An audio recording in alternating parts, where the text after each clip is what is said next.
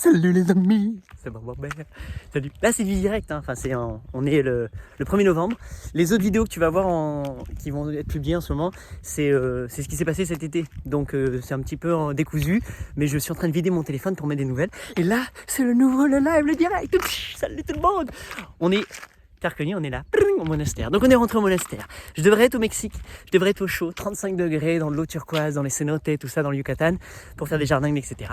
Et l'univers, la vie, a dit non, on va annuler tout ça, on va pas y aller. Il y a eu des signes, il y a eu un message Mamaya très puissant, qui est très bizarre d'ailleurs, parce qu'on n'aime pas l'hiver, on n'aime pas le froid, on n'aime pas les maisons pas isolées, on n'aime pas quand c'est gris.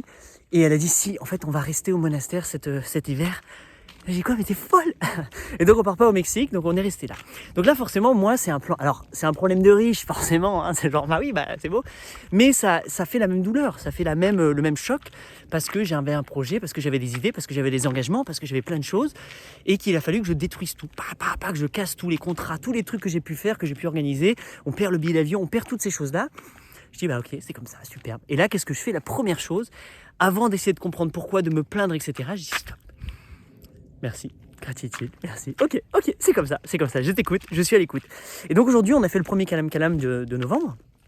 Et justement, c'est ça le message pour moi le plus important, c'est d'être à l'écoute de quelque chose d'autre. Au lieu de vouloir nous choisir, écrire, contrôler, être maître de sa destinée, tous ces trucs-là, c'est épuisant.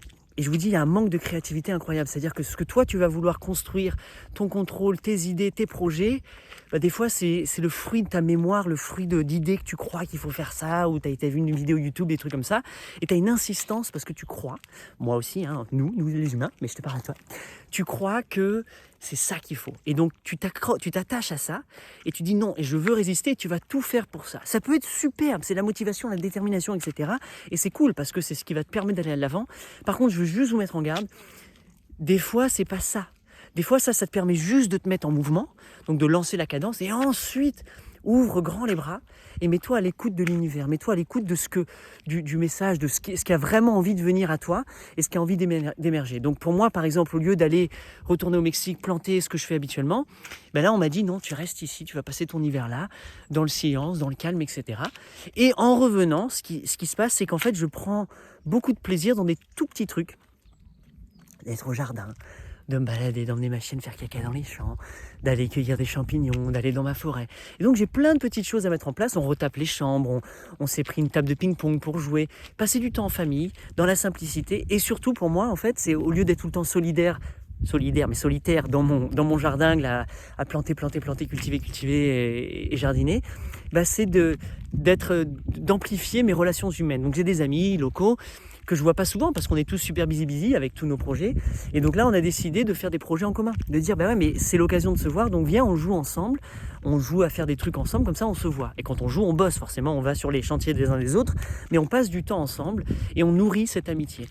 Donc aujourd'hui, j'ai l'impression qu'en fait, l'univers, au lieu de me dire d'aller rencontrer encore plein de nouveaux gens et de rajouter des gens et des nouveaux amis sur ton Facebook et de tout ça, arrête, va à l'essentiel et occupe-toi déjà, nourris déjà ce que tu as. Tu vois, au lieu d'agrandir, tu sais, le côté croissant, etc.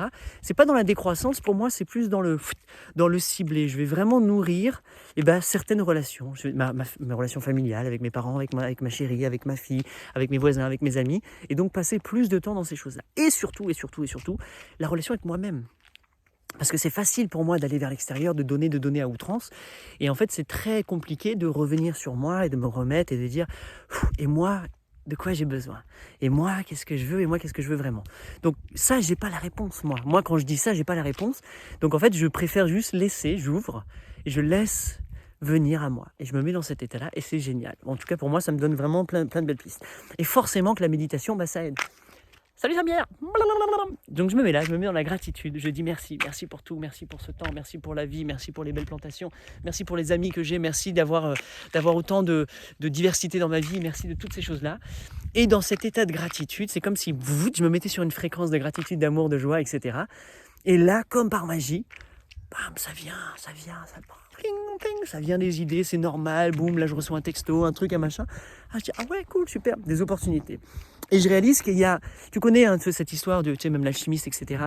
Tu fais le tour du monde pour réaliser qu'en fait le trésor était à tes pieds déjà sous toi où tu étais.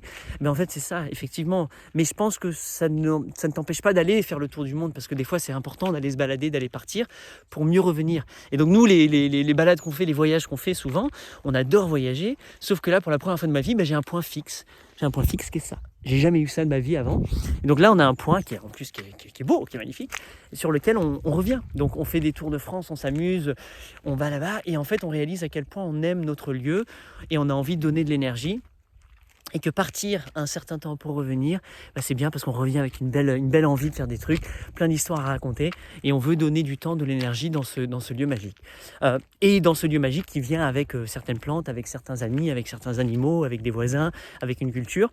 Donc même au sein du village, on a envie de se réinvestir beaucoup plus, on a envie de créer ça. Surtout effectivement après cette phase, alors je dis après mais ça se trouve c'est encore en cours, je ne sais pas, la phase Covid etc. où ça a été beaucoup plus compliqué de se rencontrer, de se croiser, d'organiser des choses. Et là, il y a une envie collective de dire ah ouais. Alors c'est cool de ne pas avoir à faire plein de réunions qui étaient pénibles, mais il y a quelque chose de beau et de kiffant de se retrouver aussi et de faire ça. Et donc on le revalorise. Et donc on reprend la joie, l'amour de la simplicité, de dire mais ouais en fait c'est cool de vous voir vous les voisins. Tain, les gamins ils ont grandi là. Je suis allé, on a fait la fête d'Halloween hier. Et là, j'ai vu tous les enfants, putain, ils sont grands, l'autre il commence à avoir de la poêle. Vous êtes des barbus maintenant. On jouait quand vous étiez gamin, tu vois. Donc c'est super beau de voir ça. Et il y a une vraie convivialité. Et donc, au point de vue, tu sais, ceux qui disent, ceux qu'on parle comment ça s'appelle ça, l'autonomie, les trucs comme ça. Je pense qu'il y a une vraie résilience et un intérêt à investir localement. Tu sais, dans ce que tu as. Alors, c'est pas forcément manger local, bio, tout ça. Oui, ça, c'est superbe. Mais je pense aussi de s'investir humainement et énergétiquement dans ton environnement immédiat. Donc, avec les gens que tu côtoies, avec les gens que tu vois au quotidien, même si tu t'entends pas spécialement bien avec eux, vous avez des points communs et va nourrir ces choses-là. En tout cas, moi, je le fais. Et effectivement, je le remarque en allant nourrir mon réseau local.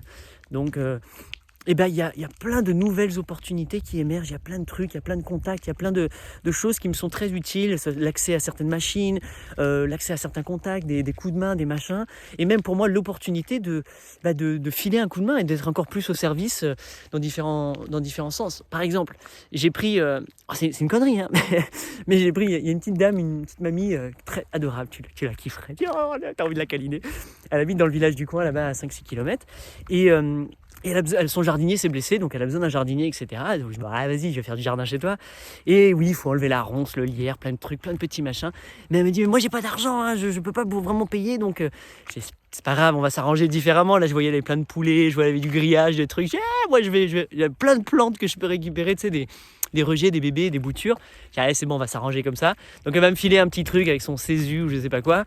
Donc financièrement, ça vaut pas du tout le coup, quoi. Je me déplace, j'emmène mon machine, je me casse le dos à couper de la ronce pour 10 balles de l'heure. Bon allez, j'ai plus 14 ans, je le faisais à 14 ans, mais c'est fini. Mais je vais le faire parce que humainement, ça nourrit quelque chose. Je suis très content, moi, de rencontrer cette petite dame, son histoire. On va passer du temps ensemble, à faire des cookies aussi, j'ai l'impression. Et puis c'est cool. Et il y a quelque chose d'autre. Et de cette dame-là, ça va m'ouvrir un nouveau réseau, connexion avec d'autres personnes.